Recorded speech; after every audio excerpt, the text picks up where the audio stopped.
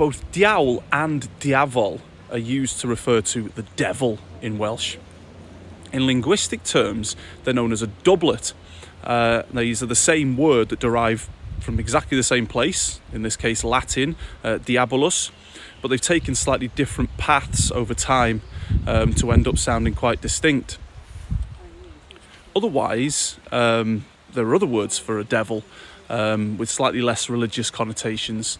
Those are ELLYLL, which we're not sure whether it either comes from an outsider or one who is ugly.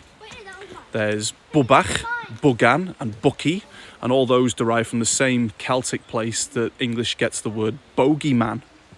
And finally, there's Cythraul. Now, Cythraul is a diabolically awesome word. See what I did there? It probably comes from contrarius in Latin as well, which, just like the English word contrary, suggests like an enemy or an opposer.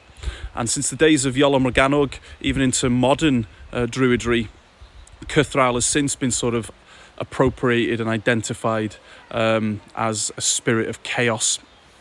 Even the term for a Tasmanian devil in Welsh uses the term Cythraul rather than DIAWL or DIAFOL, as it seemed to be a little bit less related to the religious connotations of devil. So Cythraul, Tasmania. And there you have it, the intricate web of Welsh devilry unravelled for you. But wait, what's this? Craig a Cythraul rather than Cythraul.